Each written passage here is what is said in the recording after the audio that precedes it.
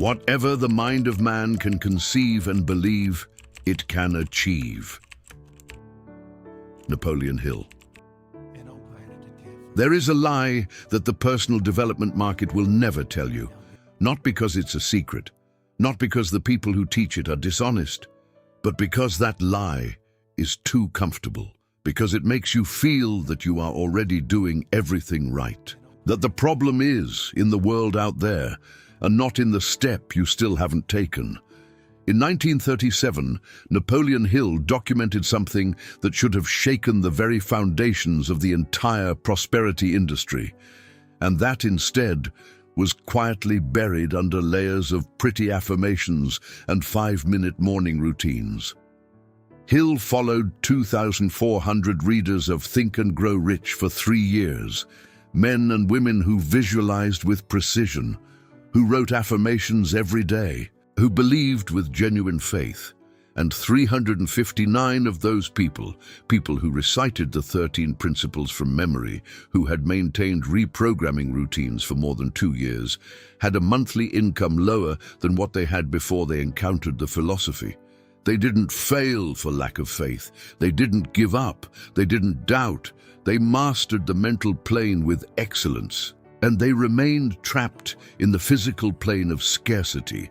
Hill called this the most dangerous illusion in personal development. Write this down. Keep that phrase. Because what you are about to hear will change the way you understand everything you have ever learned about wealth, mindset, and manifestation. This is not motivation. It is surgery. And like all surgery, it will hurt a little. But when it's over, you will come out different. The question is not whether your mindset is powerful. It is. The question is not whether visualization works. It does. The question is, what happens next? What do you do with the energy you create in your reprogramming mornings? Where does the faith you cultivate before sunrise go? Because if it stays only inside you, if it never crosses the boundary between the inner world and the physical world, then you are not rich. You are simply someone with a magnificent inner life and a bank account that hasn't read your journal. This video exists to close that gap, to show you the link that Napoleon Hill documented and the market ignored, to give you not only the foundation, which you probably already have, but the bridge, the operational structure that transforms intention into wealth, thought into proof, faith into concrete result. If this speaks directly to something inside you, subscribe. Because this message was not made to be heard once, it was made to be lived. Let's begin. Before dismantling anything, we need to honor what is true, because the mistake is not in believing in the power of the mind. It is in believing that this power is enough on its own. In 1928, Napoleon Hill interviewed Andrew Carnegie for what would be one of the last times. Carnegie was then 83 years old, with a net worth of $475 million, and a life built from nothing, without inheritance, without formal education, without initial capital.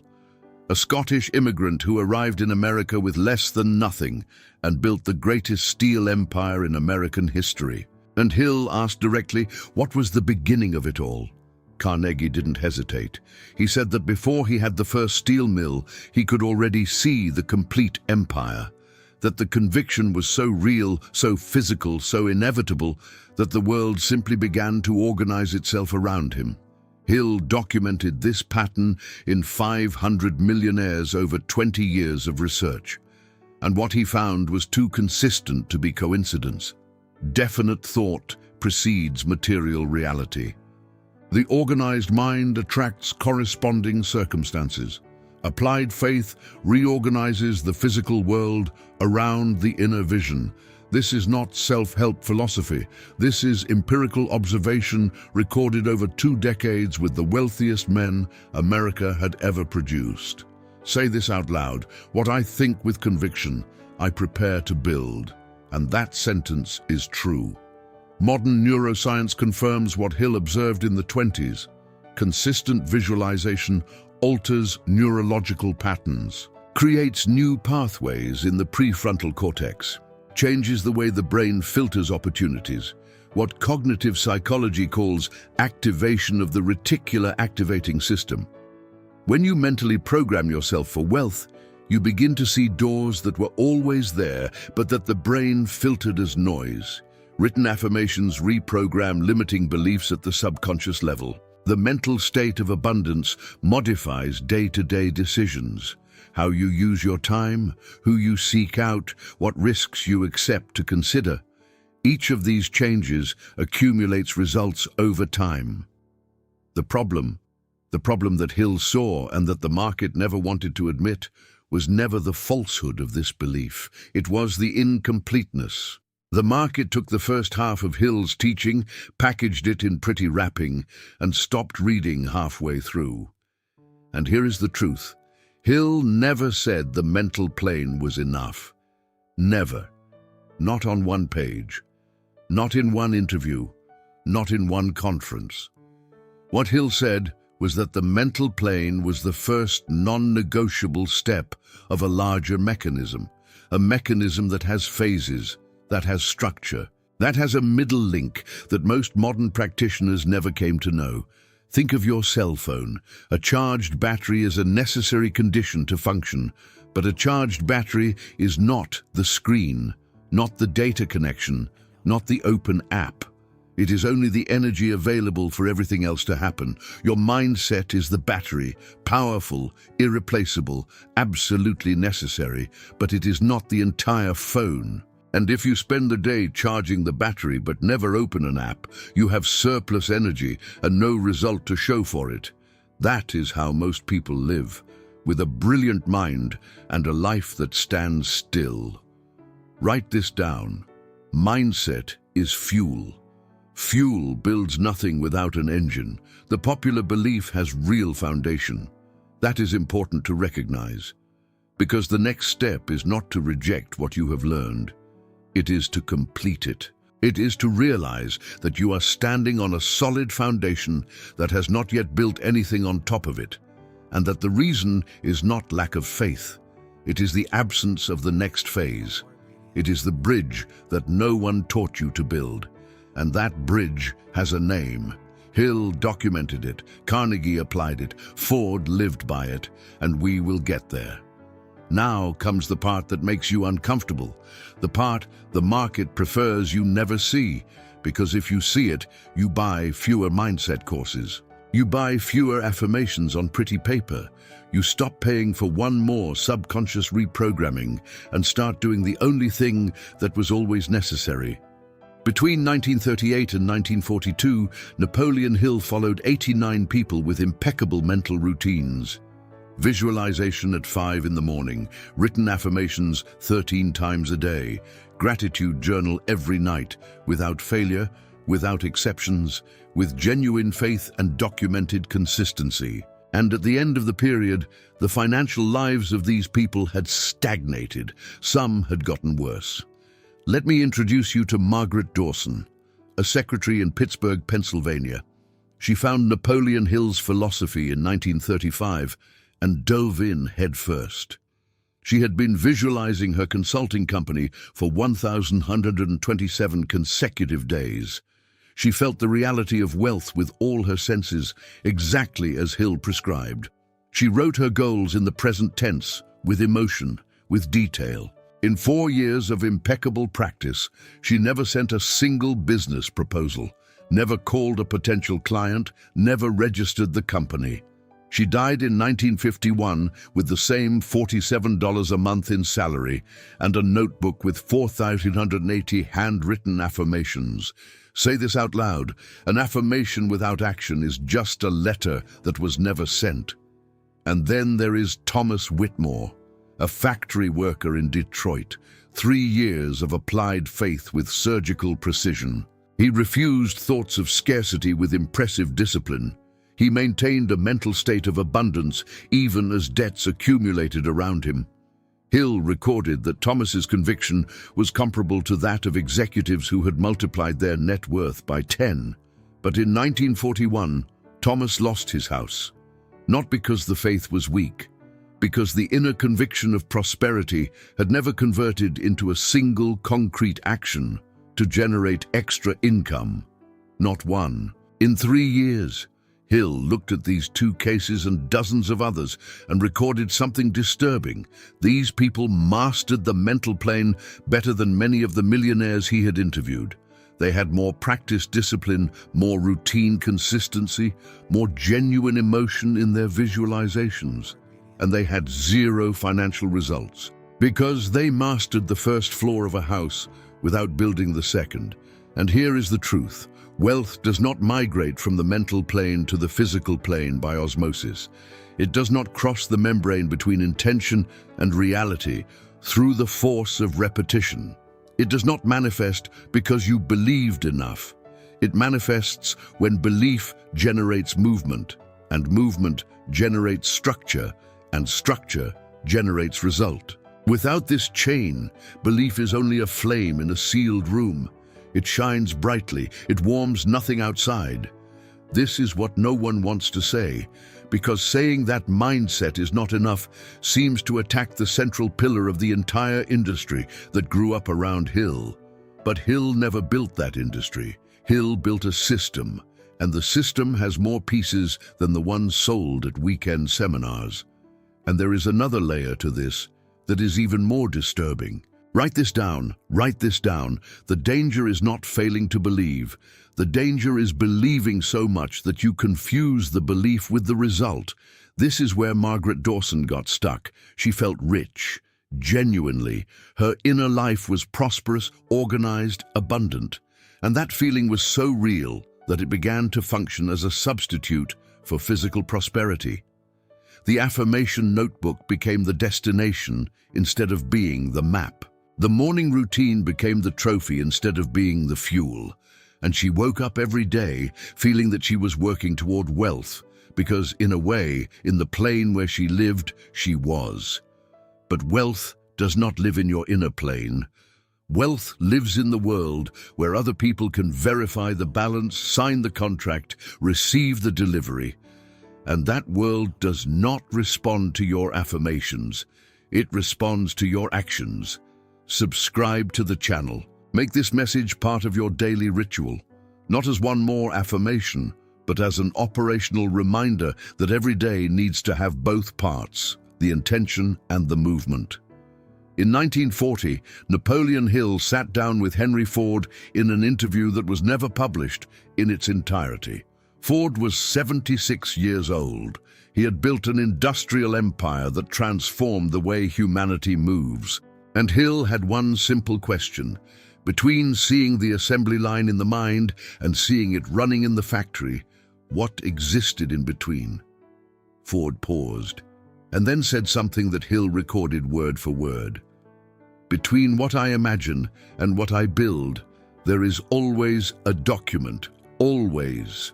Hill called this the definite action plan. It is not a vague concept. It is not a motivational metaphor.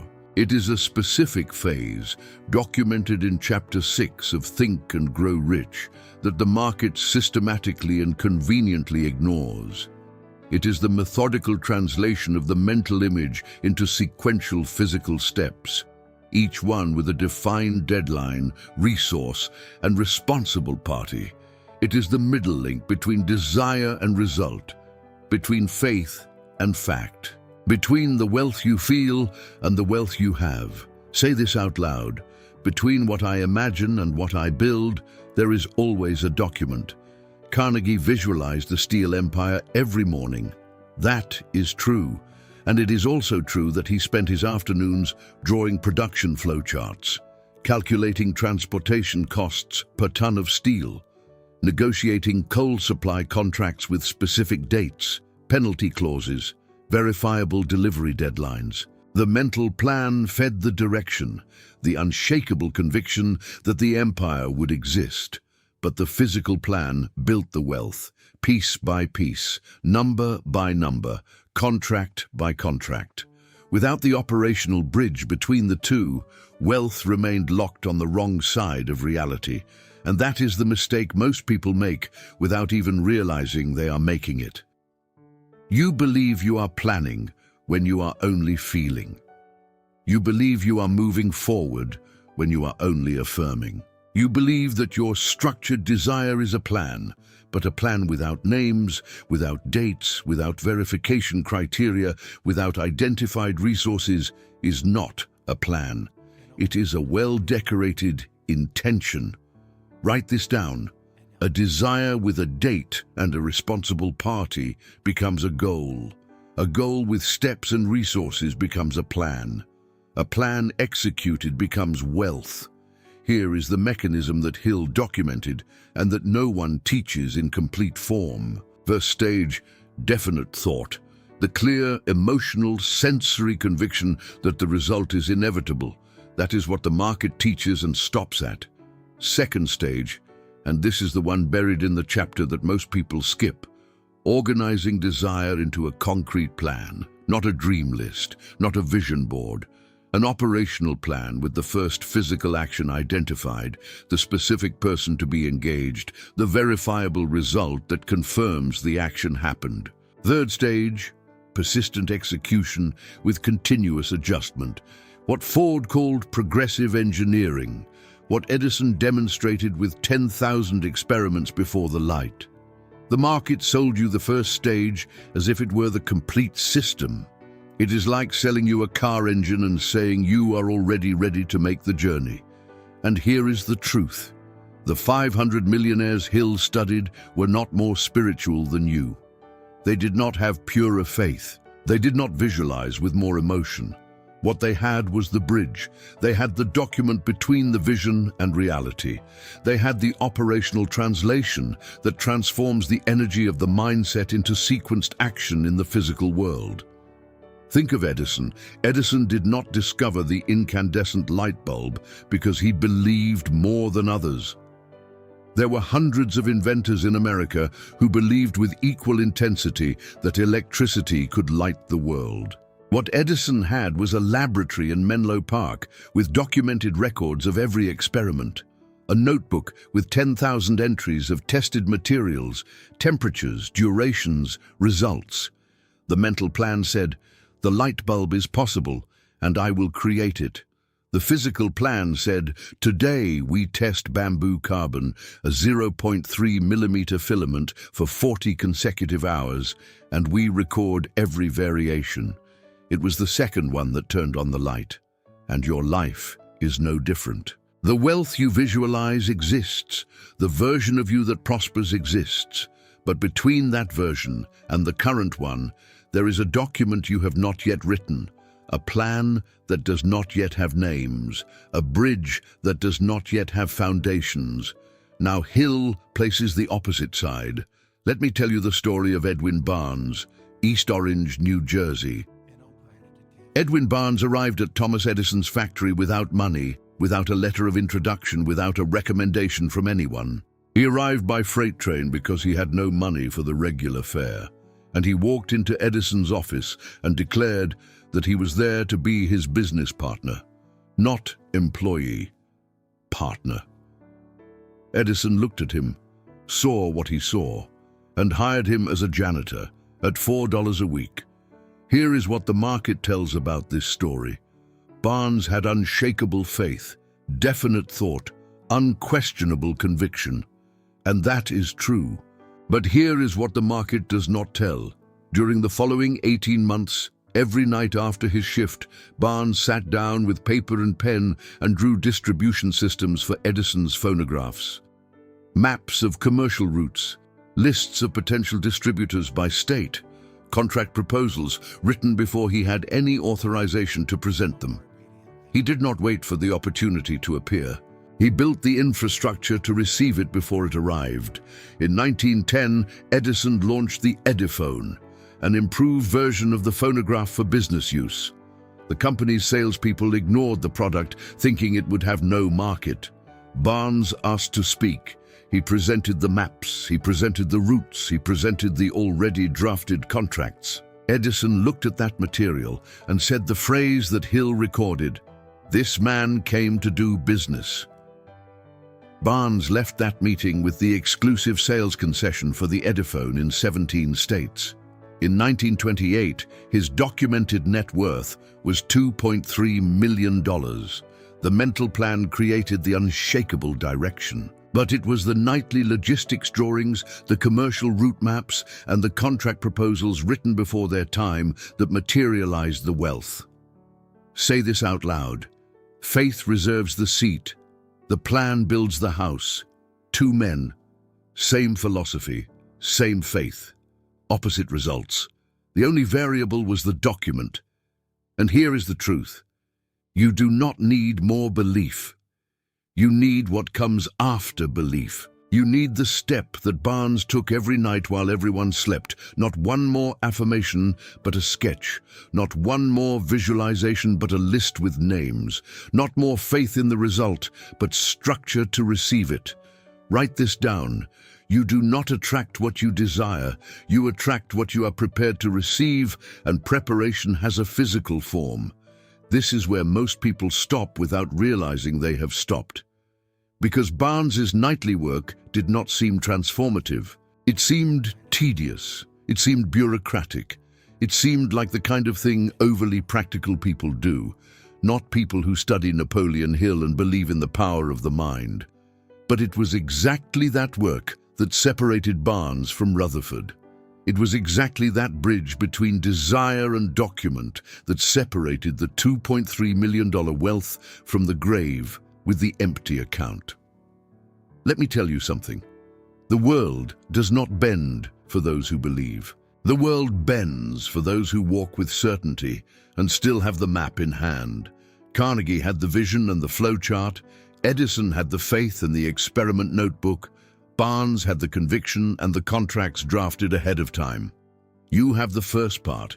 The question is, where is the second? This is the 21-day mental reprogramming planner. It is not one more affirmations tool. It is the bridge. It is the document between what you feel and what you are going to build. It is pinned in the first comment. Go there. You made it here because something in this content hit you. It was not coincidence. It was recognition. The part of you that already knows it has more capacity than it is showing to the world. The part that feels the wealth you visualize should have arrived by now. The part that is tired of being rich on the inside and poor on the outside. Hill documented that pain. He saw it on the faces of Margaret Dawson, of James Rutherford, of dozens of people who mastered the mental plane and did not know what to do with it. And he also documented the way out, not a philosophical way out, an operational way out, concrete, with steps, with names, with dates. Write this down. Mental wealth without physical wealth is not virtue. It is incomplete work. There is no medal for those who visualize the most. There is no trophy for those who have the most impeccable mindset, while the bank account contradicts everything. The universe does not reward intention. It rewards execution with structure. It rewards those who make the crossing, who take the energy cultivated in the mornings and convert it into verifiable action before the day ends. Say this out loud. I am not only what I think, I am what I build with what I think. Say it again, with more force. Because that is the commitment that separates those who become rich in the mind from those who become rich in life. It is not talent. It is not luck. It is not circumstance. It is the decision not to let the vision die in the notebook. Carnegie did not let it. Ford did not let it. Barnes did not let it. Edison did not let it. And you will not let it. Because you already have the first stage. You already have the faith. You already have the conviction. You already have the definite desire that Hill said was the starting point of all wealth. What you need now is the bridge, the document, the plan that transforms what you feel into something the world can verify. And here is the truth. The next move is not one more affirmation. It is a blank sheet of paper with 3 questions that Hill required all of his students to answer before ending any study session. What is the first measurable physical action that your definite thought requires within the next 72 hours? Who is the specific person that needs to be engaged for that action to move forward? And what is the concrete result that will confirm the action was executed and not just planned? Answer those three questions with real names, real dates, and verifiable criteria. And you will have done what 91% of people who study Hill never do. You will have crossed the border between rich in the mind and rich in life. This message is not meant to be heard once. It is meant to be lived. Subscribe, come back here tomorrow and the day after, because reprogramming is not an event, it is a daily practice. And you deserve to have this reminder every day until it becomes part of who you are. I am Napoleon Hill's wisdom, and this was the truth the market never told you.